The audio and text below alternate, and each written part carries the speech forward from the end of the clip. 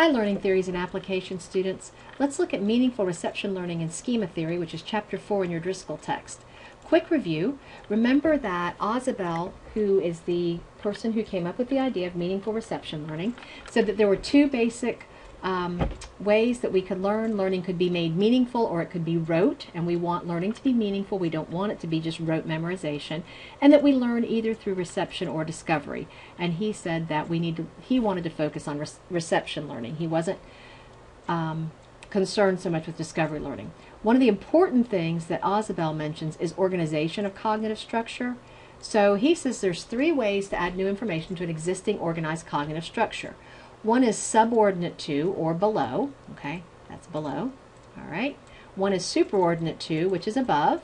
We can add information above, or we can add information to an existing cognitive structure in a coordinate fashion, which is at the same level.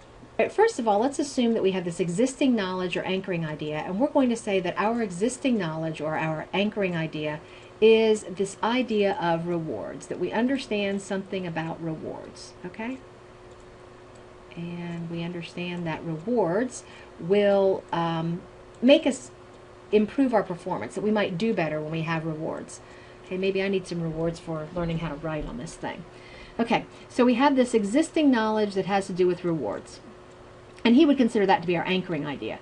And he says there's several different ways that we can add to this existing knowledge. There's two different processes of subordinate learning, or adding ideas beneath our existing knowledge.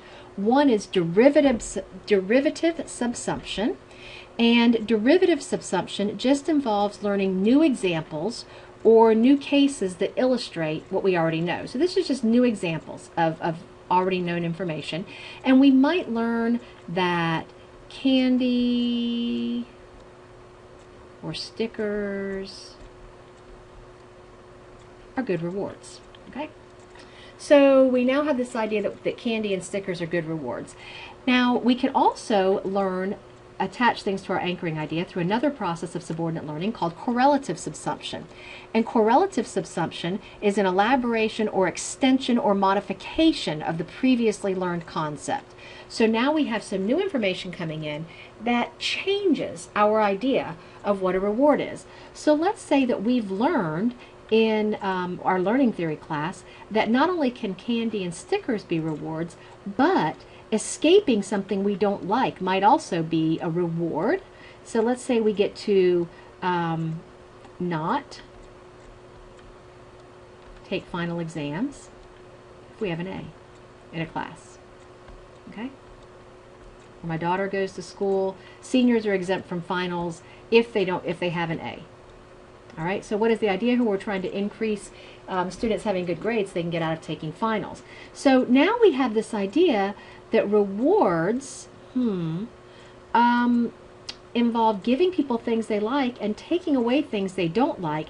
And so now we learn even maybe another piece of our correlative subsumption is that these rewards could be called reinforcement.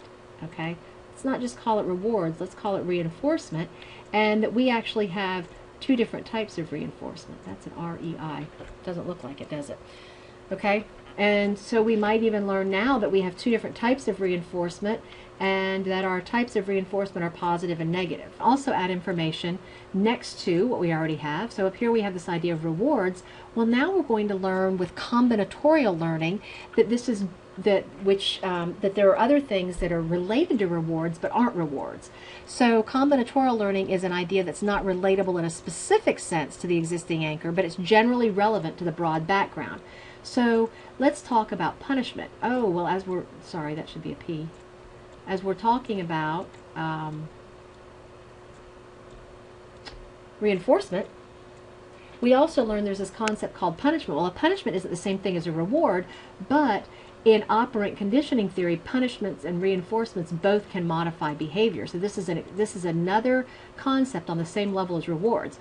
Oh, well, then we had to learn about operant conditioning theory. And operant conditioning theory is our subordinate learning, or excuse me, our superordinate learning, I'm sorry, with superordinate learning being a new inclusive proposition or concept. So those are the basic processes for adding information according to Isabel. We have an existing knowledge, which is our anchoring idea. We can add new examples, derivative subsumption. We can add a little bit more understanding of our anchoring idea, which is correlative subsumption. We can add concepts that are somewhat related to our original concept, but only in a broad sense. That might be punishment as related to rewards. And then we can have superordinate learning, which is our learning of a large category above all of these. And in this case, it would be operant conditioning, which is one of our theories of learning. Let's take a look at remembering or retention of meaningful learning. Assimilation suggests that connecting new information to anchoring ideas makes those new ideas more accessible. He also suggests that when details can't be retrieved as distinct from the anchor, they are said to be forgotten. So when everything starts getting mushed together, then those details are supposedly forgotten. But he claims that it really doesn't matter that much, because forgetting after meaningful learning still results in a net gain, whereas forgetting after rote learning doesn't give you anything new. It doesn't give you a net gain. So let's give an example here. Let's say that we know that a dog is a mammal, and somewhere along the way we learn that a dolphin and a platypus are also mammals. And we remember this dog mammal category. We have new examples. Maybe we don't remember exactly when dolphin and platypus got added to our category of mammals. Maybe we don't remember exactly why they're mammals. We just remember that they are. So we don't have distinct details. We've got forgotten pieces of it, but we still have a net gain because we have new examples of mammals. Okay? So that's a little bit about forgetting or remembering according to Assimilation. Let's look a little bit more at readiness for learning. What describes readiness for learning? Well, most theories would suggest that developmental level and cognitive maturity are important indicators of readiness for learning. Assimilation doesn't place a whole lot of emphasis on these two things. He doesn't completely discount them, but he says what's more important is what the learner already knows. What the learner already knows, or prior knowledge, is what makes the biggest difference in your readiness for learning. And what he means by that is that if you want to bring in new information, the new information is going to be remembered better for those folks who already have a good set of prior knowledge and already have a well-organized cognitive structure.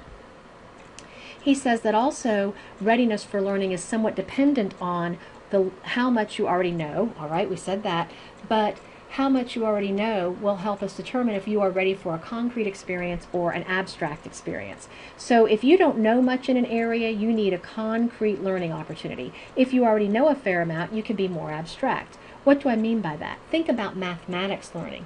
With young children, we have to give them things they can hold. We have to give them manipulatives. We have to give them things they can put their hands on and count. That's a very concrete learning experience.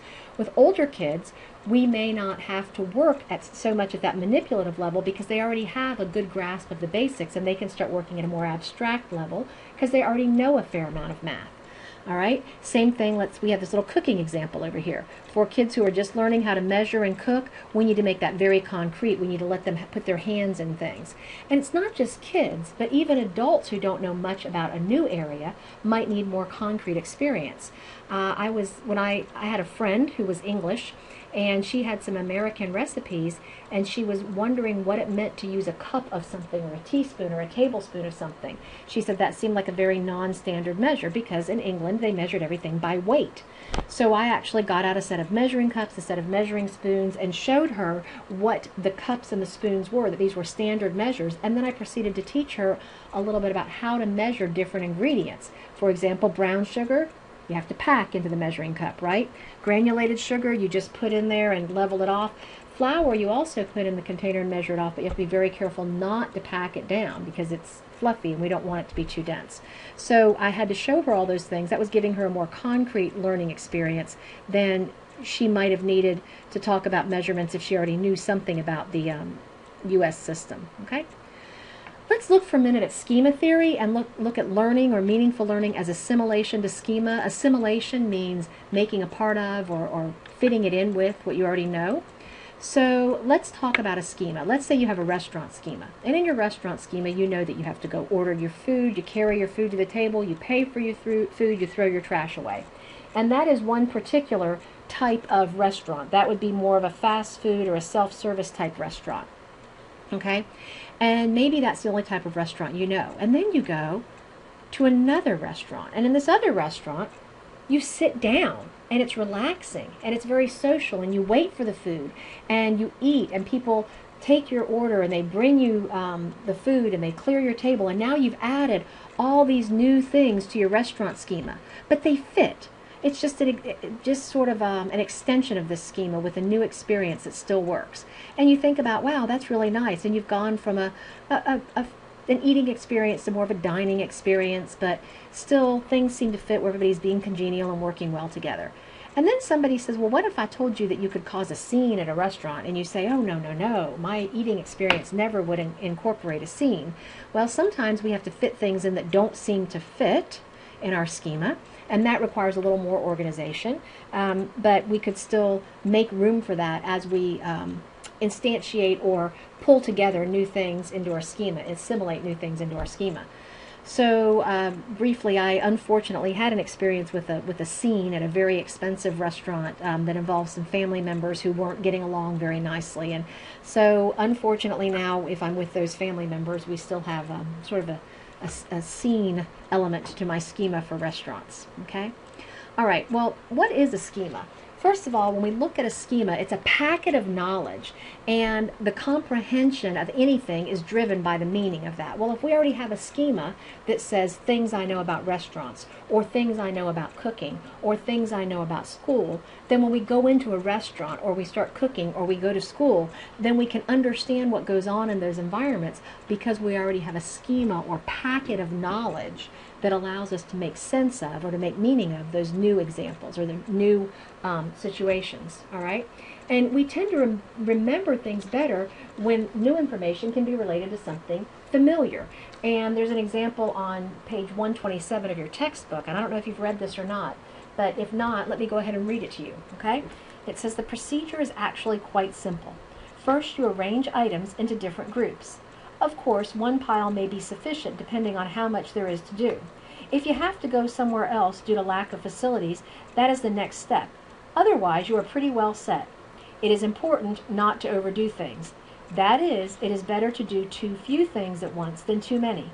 In the short run, this may not seem important, but complications can easily arise.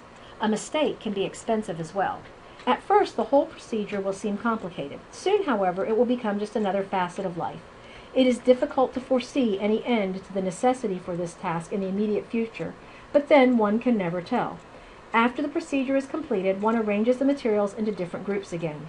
Then they can be put into their appropriate places. Eventually, they will be used once more, and the whole cycle will then have to be repeated. However, that is part of life. Now, none of those sentences seem difficult, but without a context, that whole thing seems a little bit hard to understand. Well, if somebody says we're talking about doing laundry, then all of that makes sense.